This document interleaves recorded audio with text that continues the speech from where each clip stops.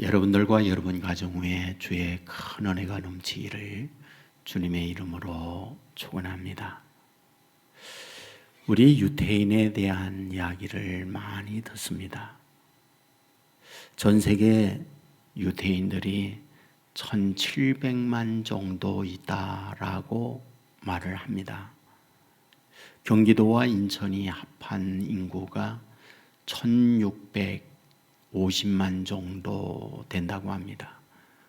그러니까 인천과 경기도에 거주하고 있는 숫자 정도 유태인들이 전 세계에 흩어져 살고 있다.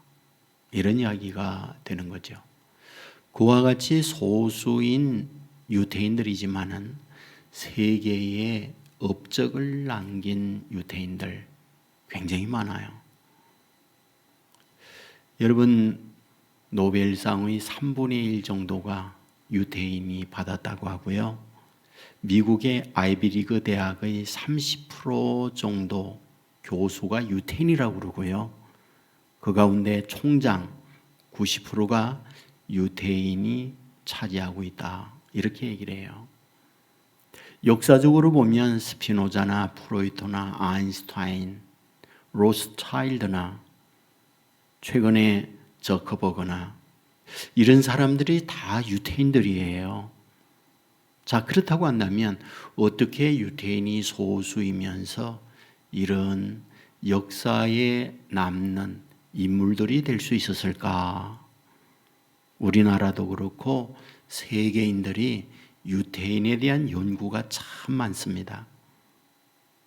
그런데 연구를 하면서 이유를 찾아내게 됐는데 많은 것들이 있지만 그것을 함축하면 두 가지로 말씀을 드릴 수 있습니다.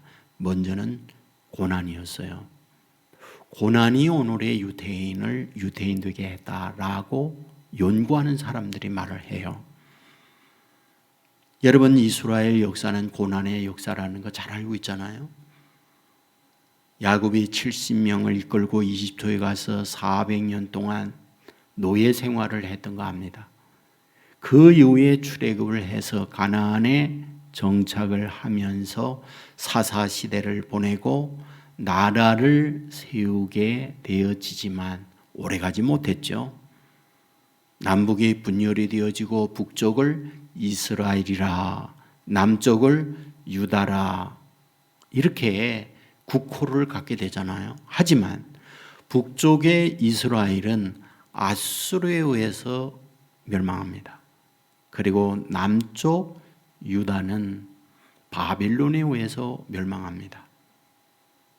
70년 만에 유다인들이 고국으로 돌아와요. 하지만 얼마 안 가서 로마 제국에 의해 멸망을 당하고 말아요. 이리하여 유대인들이 흩어지게 되는데 흩어진 유대인을 디아스포라라고 말을 하게 되죠. 여러분, 그 흩어졌던 유대인들 유럽에 많이 살았잖아요. 독일의 히틀러가 정권을 차지하고 있을 때 이 유대인들을 학살하는데 무려 600여만 명이 죽어갔다. 이런 이야기를 하고 있습니다. 바로 이러한 고난 가운데에 그들은 생존을 위해서 발버둥을 쳐다 보니까 다른 나라, 다른 민족에 비해서 우수한 민족이 되어졌고 오늘의 이런 유태인이 될 수 있었다라고 말을 해요. 다음으로 유태인이 유태인 되도록 만든 것, 그것을 교육이라고 해요. 여러분, 유태인의 교육이 다른 이의 독특함이 있잖아요. 그 독특한 교육법을 하브라타라고 말을 합니다. 하브라타가 뭐예요?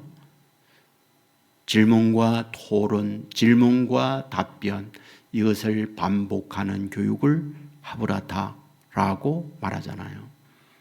여러분, 그런데 이 하브라타 교육을 할 때 교과서가 있잖아요. 그걸 토라라고 말을 해요. 토라가 무엇입니까? 쉽게 말하면 성경이죠. 성경이 그들의 교과서입니다. 지금도 여전히 이 토라, 성경을 가지고 교육을 합니다. 그렇다면 수천 년의 세월이 흐르면서 유태인들 가정마다 토라 교육이 유지되어지는 이유 뭘까요? 이게 진리이고 이것이 사실이기 때문에 그걸 버리지 않는 거죠. 그것이 오늘 유태인으로 하여금 유태인 되게 했다, 그런 얘기입니다. 저는 오늘 본문을 통해서 이런 부분을 살펴보길 원합니다. 본문의 내용이 무엇일까요? 다니엘서에 나오잖아요. 다니엘이 있었기 때문에 다니엘서입니다. 그러면 이 다니엘은 언제 인물일까요? 유태인들이 나라가 멸망하면서 바벨론으로 포로로 끌려가요. 바로 그때에 끌려간 사람 가운데 하나, 그가 다니엘이었던 거죠. 여러분, 바벨론이 다른 나라를 침략하고 그 나라를 지배하게 될 때에 당시 왕 느부갓네살은 정책 방법이 무엇입니까? 그 나라의 인재, 그 나라의 능력 있는 사람들을 자기 나라로 다 끌고 갔어요. 그리고 그들을 소위 로얄 아카데미에서 교육을 시키고 자기 나라의 중요한 일들을 그들에게 맡겼어요. 여러분, 성경을 보면 당시 느부갓네살이 어떤 사람들을 왕립 학교에 입학을 시켰는가 하는 걸 말하고 있잖아요. 다니엘 1장 4절에 보면 곧 흠이 없고 용모가 아름다우며 모든 지혜를 통찰하며 지식에 통달하며 학문에 익숙하여 왕궁에 설 만한 소년을 데려오게 하였고 그에게 갈대아 사람의 학문과 언어를 가르치게 하였더라 라고 말을 해요. 왕궁에 인재로 등용을 하게 될 때에 등용할 자격자, 이런 사람들을 학교에 입학을 시켰다라고 말하고 있잖아요. 거기에 합격되고 거기에 뽑힌 사람 다니엘이었고 그 유명한 다니엘의 세 친구가 여기에 입학을 했다라고 말하고 있는 거잖아요. 저는 오래전에 이스탄불 오스만 제국의 수도였고 동로마 제국, 비잔틴 제국의 수도였던 콘스탄틴노플에 갔었어요. 안내하는 가이드를 통하여 궁궐의 이곳저곳을 방문하고 있을 때에 한 곳을 갔더니 이곳은 왕립학교예요. 로얄 아카데미예요. 이곳에 인재들을 교육하는 기관이었어요. 라고 하면서 깜짝 놀란 이야기를 했어요. 인재 선발을 할 때에 자국민만 선발하지 않았습니다. 다른 나라를 침략하고 그 나라의 인재들을 동용해서 이곳에 그들의 문화, 그들의 교육을 시켜서 인재로 사용했던 곳이에요. 라고 말을 하는 거예요. 제국이 무엇인가요? 여러 나라를 통치하게 될 때에 제국이라고 말하잖아요.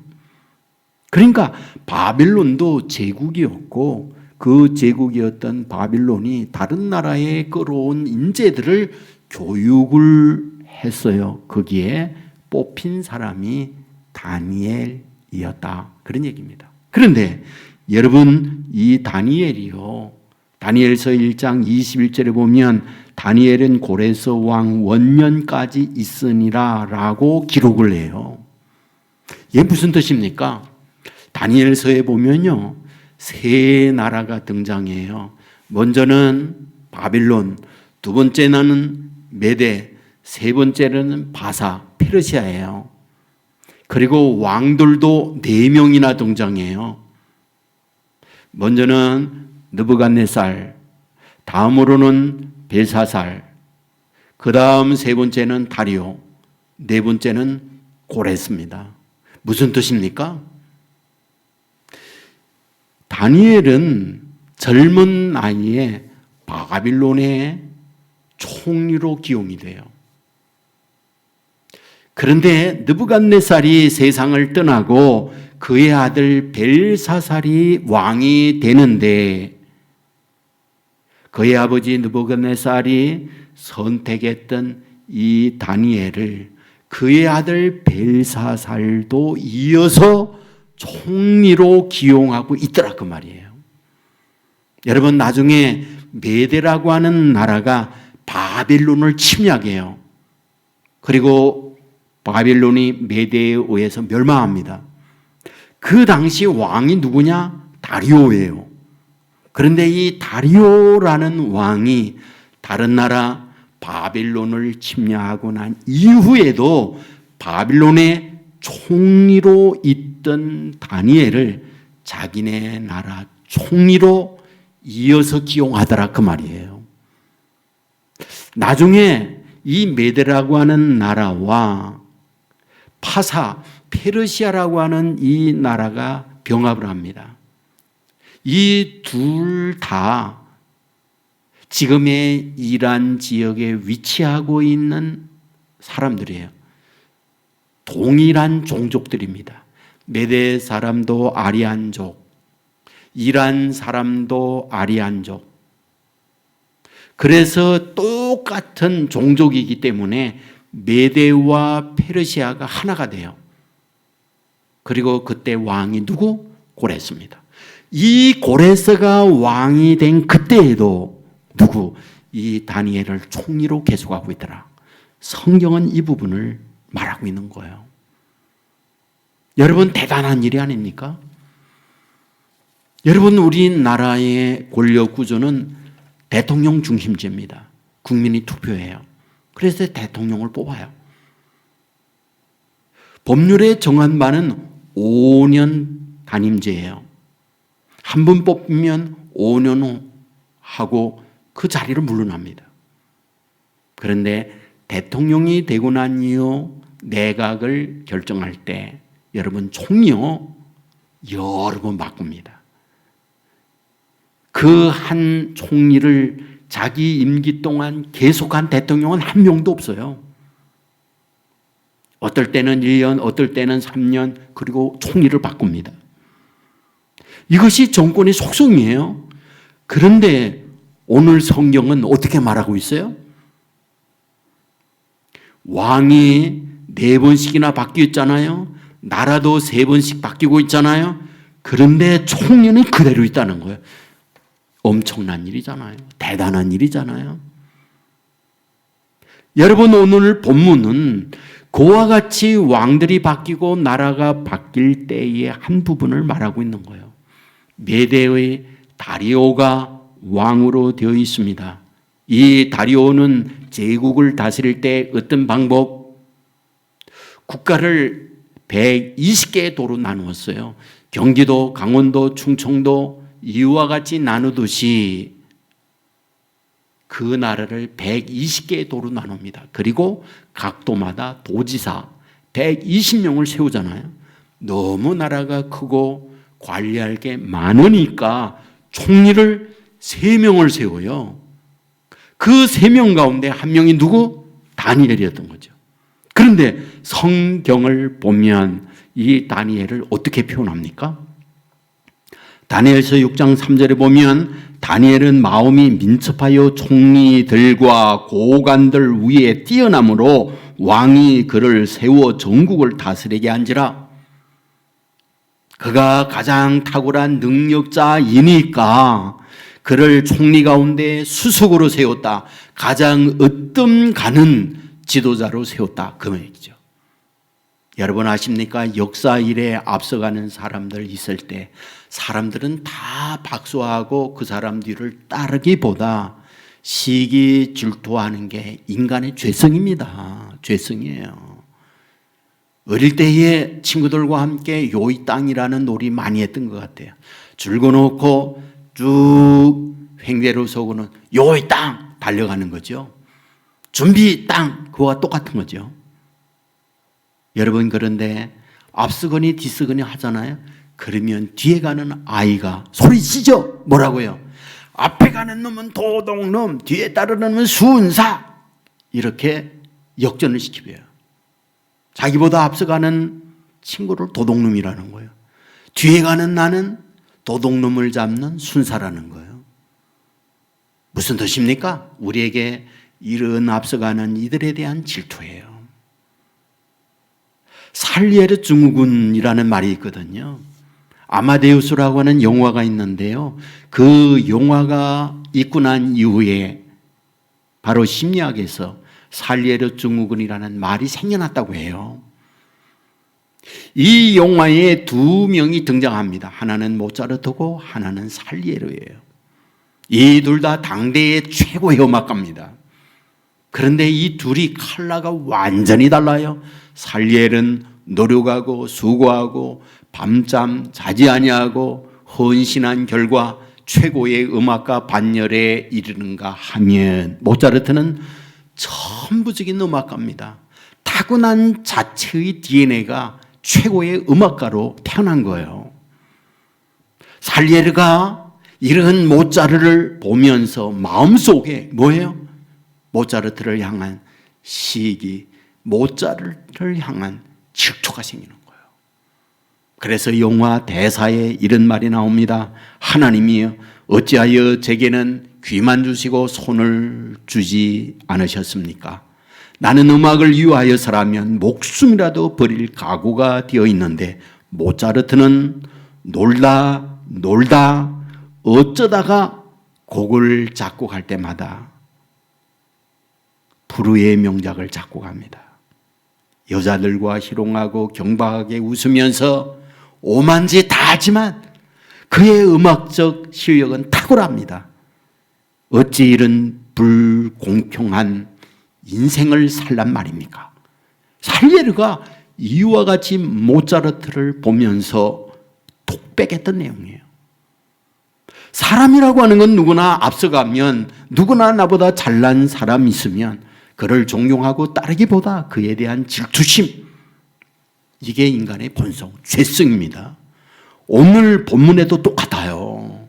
이와 같이 다니엘이 앞서 수석 총리로 있을 때에 그를 박수하고 그를 지지하니 보다는 어떻게 하면 그를 끌어내릴까, 이런 궁리하는 거예요. 다니엘서 6장 4절에 보면 이에 총리들과 고관들이 국사에 대하여 다니엘을 고발할 근거를 찾고자 하였으나 아무 근거 아무 허물도 찾지 못하였으니 이는 그가 충성되어 아무 그릇됨도 없고 아무 허물도 없음이었더라. 무슨 말입니까? 그에게 어떠한 회사의 직원들과 회장들과 부정부패에 결탁이 되었나 찾아봤더니 그런 부정부패에 연루된 거 찾을 수가 없었다. 그에게 어떤 도덕적 문제가 있나 큰 눈을 뜨고 비벼보아도 그에게는 그런 부분 찾을 수가 없다. 그런데 그에게 함정을 파고 더설로올 수 있는 게 딱 하나가 있다. 그는 매일과 같이 예루살렘을 향하여 세 차례씩 하나님께 기도하는 거였다. 이것을 더설로 와야겠다. 이것을 함정으로 만들어야겠다. 그리고 법률 개정을 해요. 법률 개정의 내용이 뭡니까? 앞으로 30일 동안 왕 외에 다른 신이나 어떤 사람에게 기도하면 그런 자는 왕에 대한 불법 불경 죄로 굶주린 사자굴 속에 집어넣게 합시다 라는 거였어요. 여러분, 왕은 신하들이 이런 법률 개정을 한 것을 가지고 오니 자기를 높인다 생각하고는 거기 사인해버려요. 여러분, 오늘 본문은 뭘 말하고 있는지 아십니까? 여러분, 이런 사실을 다니엘이 알고 있습니다. 본문에 보면 다니엘이 이 조소에 왕의 도장이 찍힌 것을 알고도 자기 집에 돌아가서는 윗방에 올라가 예루살렘으로 향한 창문을 열고 전에 하던 대로 하루 3번씩 무릎을 꿇고 기도하여 그의 하나님께 감사하였더라. 왕이 법률에 사인을 해버렸어요. 법률 실효가 이루어졌어요. 굶주린 사자의 밥으로 던져지는 거 알아요. 그런데 이 사실을 알고 있으면서도 어찌하다? 그는 전과 같이 하루에 3번씩 웃방에 올라가 기도하는 일을 쉬지 않았다. 이렇게 기록해요. 여기에 우리가 관심을 가져야 할 단어가 있습니다. 창문을 열고예요. 창문을 열고. 문을 닫고 기도할 수 있어요. 은밀한 가운데 기도해도 하나님은 그 기도 들어주세요. 그런데 다니엘은 윗방 높은 곳에 올라가 창문을 열고 무슨 얘기예요? 자기를 감시하고 자기가 기도하는 것을 법적 근거에 올가미로 세우려고 자기를 바라보고 사진을 찍고 있는 그들 앞에 보아라! 나는 기도한다. 공개적으로 하고 있다 그 말이죠. 이것은 사자의 밥으로 자기를 던져진다는 뜻이에요. 여러분, 상황은 흔들릴 수 있습니다. 상황은 두려움이 밀려오는 현실이에요. 그런데 어떻게 다니엘은 이런 현실 앞에 창문을 열고 나는 죽으면 죽는다, 이 심정으로 하나님 앞에 기도하고 있는 겁니까? 이유가 뭡니까? 단 하나, 믿음이에요. 믿음이요, 믿음. 어떤 믿음이에요? 여러분, 다니엘서에 하나님께서 다니엘을 통하여 기록하게 하는 이유 무엇이라고 보십니까?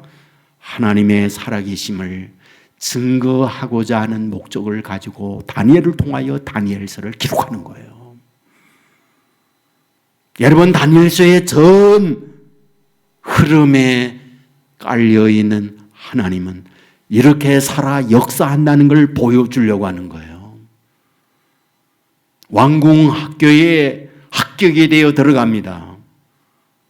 왕이 하사하는 음식, 왕이 주는 포도주를 먹으며 지내야만 해요. 다니엘과 세 친구는 하나님의 말씀에 저촉된다 판단되어서 왕이 하사하는 음식을 거절합니다. 이것을 담당하는 황관장이 두려움에 밀려와요. 큰일 났구나. 왕이 맡기진 저들을 바르게 키우지 못한다면 내 목이 달아난다. 이때 다니엘이 뭐라고 말해요? 열흘 동안 시험해 보세요. 우리가 채소와 물을 마시면서도 왕이 주어지는 진미, 성찬을 먹은 그들과 비교해 보세요. 그들보다 초췌하고 그들보다 못하다면 우리는 그 이후에 다른 결정을 내리겠습니다. 열흘 지났어요? 웬일이에요? 왕이 하사하는 음식을 먹던 그들과 비교해 보니 윤택이 더 낫고 더 피부가 뽀얀 그리고 건강한 모습을 갖고 있는 거예요. 뭘 뜻합니까? 하나님이 함께한다. 살아계심을 다니엘과 그 세 친구를 통하여 보여주고 있는 말씀이잖아요. 여러분, 후에 느부갓네살의 금신상을 만들고 절해라. 절하지 아니하면 풀무불 속에 집어넣는다. 다니엘의 세 친구가 절하지 않아요. 결국 그들은 극렬히 타는 풀무불 속에 던져집니다. 그 불이 얼마나 뜨거운지 성경은 어떻게 말합니까? 셋을 던지기와 옆에서 수고했던 그들이 옆에 타 죽었어요. 불 속에 들어가지 않았는데. 그러나 정작 불 속에 들어가 있는 다니엘의 세 친구, 하나님이 친히 그곳에 오셔서 그들의 머리카락 하나 타지 아니하도록 보호해 주고 있잖아요. 뭐예요? 살아계신 하나님, 이것을 증명해 주는 거잖아요.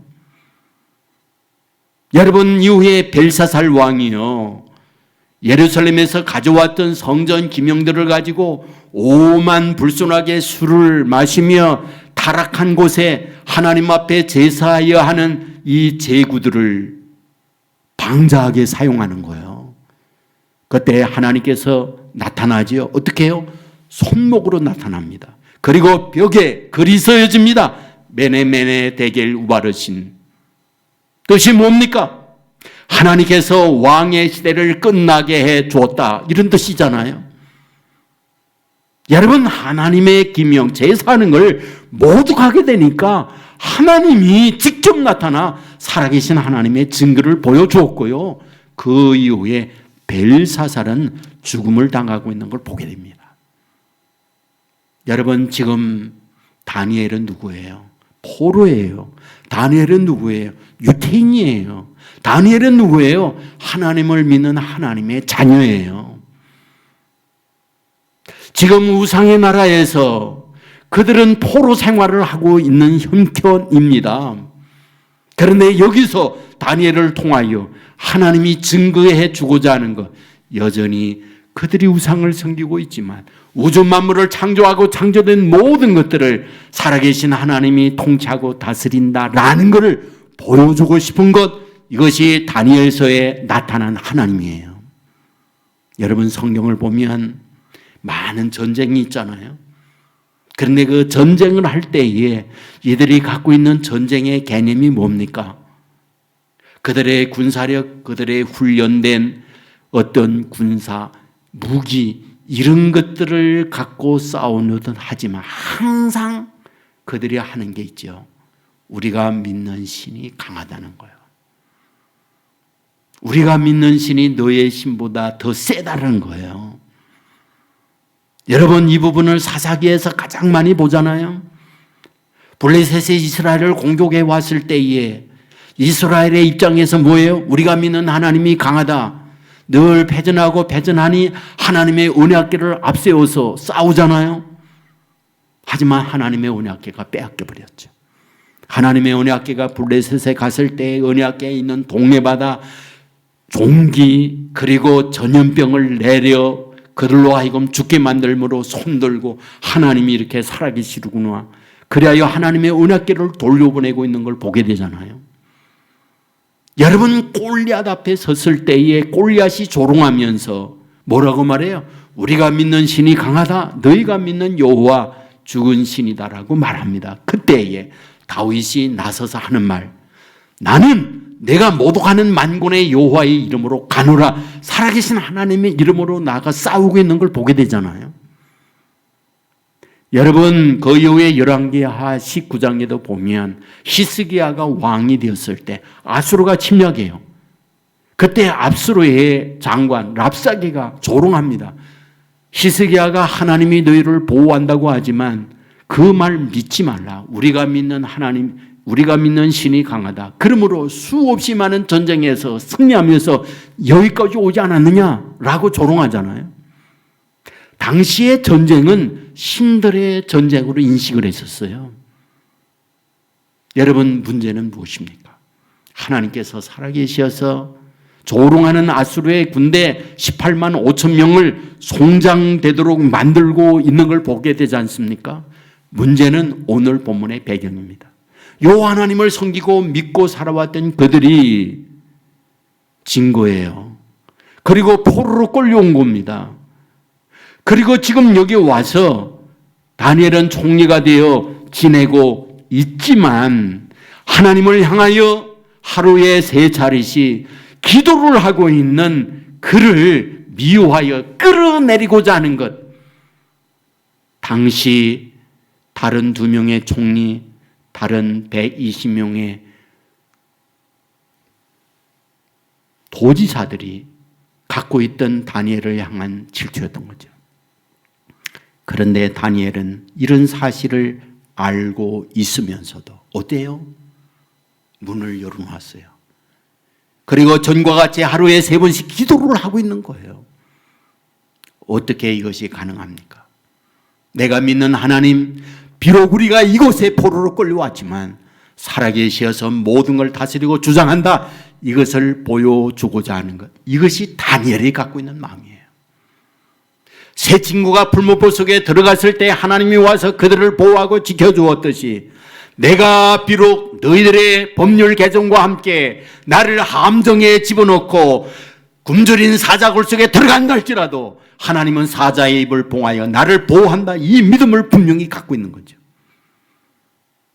최고의 권세, 수많은 권력자들과 무기, 돈을 가지고 있지만 내가 믿는 하나님 한 분과 너희들은 비교의 대상이 안 된다는 분명한 믿음을 갖고 있는 것, 이것이 다니엘이었던 거죠. 놀라운 게 뭡니까? 여러분, 이 믿음을 가지고 있던 다니엘과 하나님 함께하는 거예요. 법률에 의하여 다니엘은 굶주린 사자굴 속에 던져집니다. 수없이 많은 사람들이 던져졌을 때 떨어지는 사람을 위에서 받아 낚아챘어요. 뼈 하나 수술이지 못하고 송장이 되어버렸어요. 사자의 먹이로 던져졌어요. 그런데 다니엘이 떨어지는데 어떻게 해요? 사자들이 자기의 몸으로 다니엘을 받아내는 거예요. 쿠션처럼 자기의 몸으로 다니엘을 안아주는 거예요. 털로 이불과 같이 감싸고 있는 거예요. 어찌된 일입니까? 믿음을 가지고 나아가는 이 다니엘과 하나님이 함께하고 있는 거죠. 저는 금년 한 해 동안에 이런 일들 저희 앞에 얼마든지 있다고 봐요. 경제의 난관이 있을 수 있고 질병의 어려움이 우리를 찾아올 수 있고 여러분의 자녀들로 하여금 눈물 나게 하는 일들, 수없이 많은 일들이 끊이지 아니하고 인생살이에 우리에게 옵니다. 이때 우리는 휘청거리고 흔들거리고 내 인생 어떻게 해야 할까 고민에 빠질 때가 있어요. 그런데 이러한 우리를 붙들어 낼 수 있는 것, 그게 바로 믿음이에요. 하나님이 창조하고 창조된 모든 것을 다스리고 있다. 나 자신의 인생길에 하나님의 손에 있다는 이 분명한 믿음을 가지고 있을 때 이 믿음은 우리로 하여금 절망적 환경, 흔들리는 환경에 있어서도 흔들리지 않도록 붙들어 매는 강력한 능력이라는 것, 믿으시기를 주의 이름으로 축원합니다. 우리가 이 믿음이 흔들거릴 때 우리의 인생 뿌리째 흔들리는 거예요. 예수 믿는다는 게 무엇입니까? 예수님이 모든 걸 다스리고 주장한다는 것을 의지하는 거예요. 예수 믿는다는 게 무엇입니까? 내 이 세상의 태어남과 삶과 죽음, 이 모든 것들이 하나님의 손에 달려있다는 고백하는 거예요. 놀라운 사실은 이런 믿음을 가지고 있는 하나님의 사람들과 하나님은 함께 하세요. 이 믿음을 가지고 있는 이들과 동행하세요. 포로로 끌려갔지만 끌려간 그 자리에 하나님이 함께하는 거예요.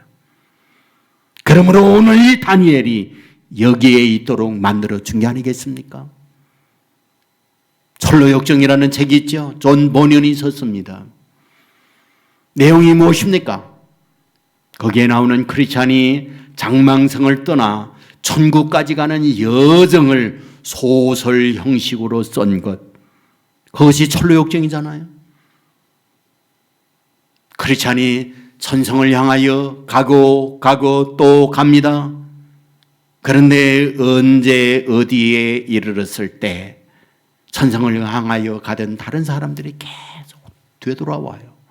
궁금합니다. 어찌 되돌아오십니까? 돌아오면서 그들이 크리스찬에게 말하죠. 저 앞에 굶주린 사자가 기다리고 있어요. 삼키려고 할 때에 두려워 갈 수가 없습니다. 당신도 가나 마나요? 우리와 함께 되돌아갑시다.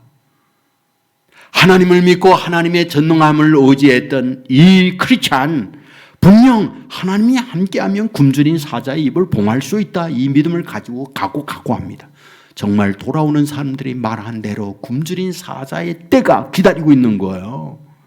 두려움이 밀려옵니다. 으르렁거립니다. 삼키려고 맹수의 기질을 가지고 달려오는 거예요. 그런데 가고 두려움이 있지만 앞을 향하여 나가서 보았더니 이게 웬일입니까? 모든 사자의 쇠사슬로 다 묶여 있는 거예요. 그 비좁은 길을 사자들이 으르렁거리지만은 하나님이 보호한다는 믿음을 갖고 그 사자를 통과하여 천성에까지 이르게 되었다라고 하는 그 얘기 아니겠어요? 저와 여러분의 인생길에 굶주린 사자가 우리를 삼키려고 달려듭니다. 그러나 함께하면 다니엘이 사자굴 속에 들어갔을 때 그 사자의 입을 봉하듯 인생길에 우리를 위협하는 사자의 입을 하나님이 봉한다는 거 믿으시기를 주의 이름으로 축원합니다. 저는 한 분의 간증에 글을 읽었어요.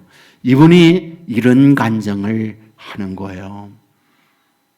자기의 가정이 너무 어렵습니다. 병이 오지요. 사업은 안 되지요. 자녀들은 곁길로 가지요. 되는 일이 하나 없어요. 그리하여 용하다 소문난 무당을 찾아갑니다. 그 무당이 점을 보더니 지난날의 과거를 쪽지게처럼 알아맞춥니다. 참 용합니다. 그러더니 비싼 부적을 써줘요. 그런데 부적을 갖다가 붙이고 부적을 의지하고 살아갔지만 가정의 우화는 떠나지 않고 반복 계속되고 있습니다.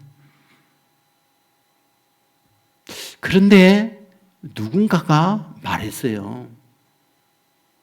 이런 어려움을 갖고 있을 때에 다른 길이 있다라고요. 그래야 다른 길이 무엇일까 또 고민을 하다가 무당을 또 찾아갔습니다. 그랬더니 그 무당이 눈을 뚫어지게 보다가 이렇게 말하는 거예요. 당신에게 신기가 있구만. 신기가 무엇입니까? 신내림이에요. 그 무당이 되라는 거죠. 그래서 내린굿을 하라고 얘기하는 거예요. 이 말을 들었던 이 사람이 가슴이 철렁합니다. 무당으로 평생 사람들에게 무시당하고 가정에서 버림당하는 이 삶, 이건 있을 수 없다.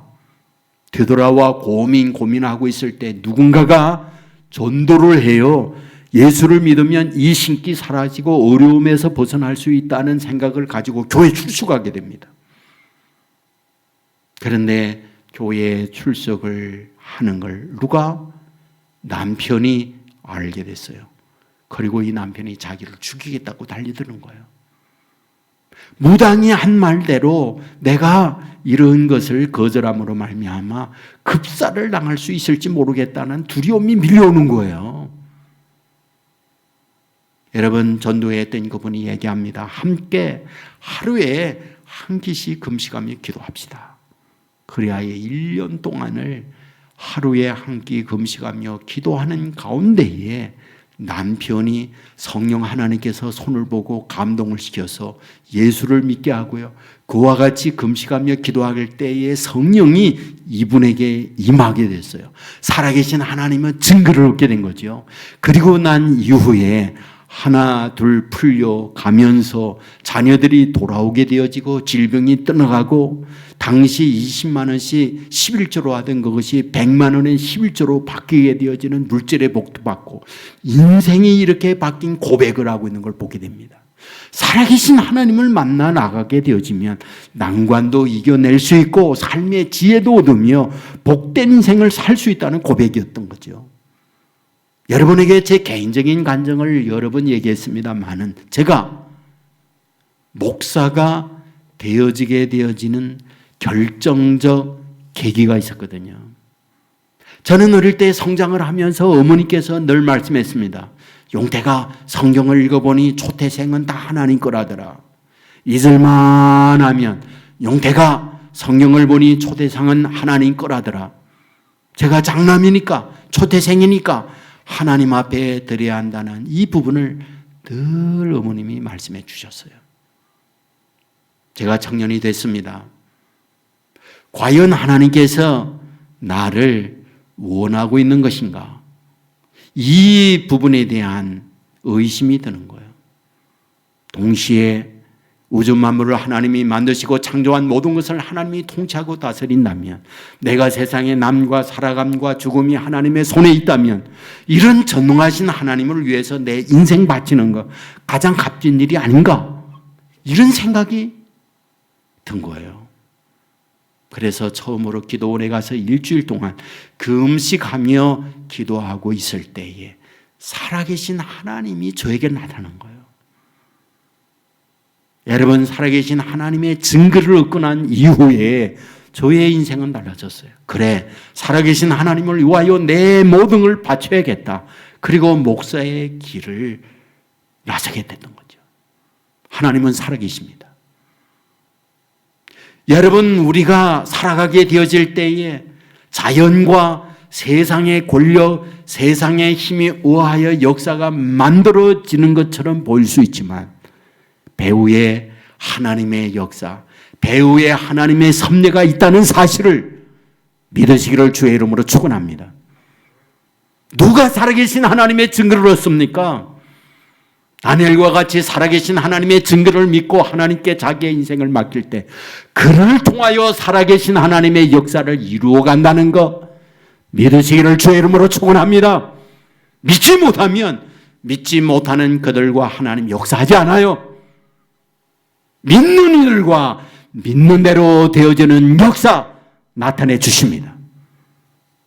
우리에게 기록된 하나님의 말씀, 유대인들이 유구한 역사가 흐르면서도 하나님의 말씀을 놓지 아니하고 교과서로 사용하고 믿음으로 나가게 될 때 유대인을 유대인되게 하듯 오늘 저와 여러분들도 하나님의 말씀을 굳게 믿고 말씀 안에 살아가게 될 때에 금년 한 해 동안 수없이 만나는 흔드는 일이 있지만 하나님은 우리와 함께 하셔서 이 흔들리는 세상에 흔들리지 않도록 굳굳하게 붙잡아 준다는 것 믿으시기를 주의 이름으로 축원합니다.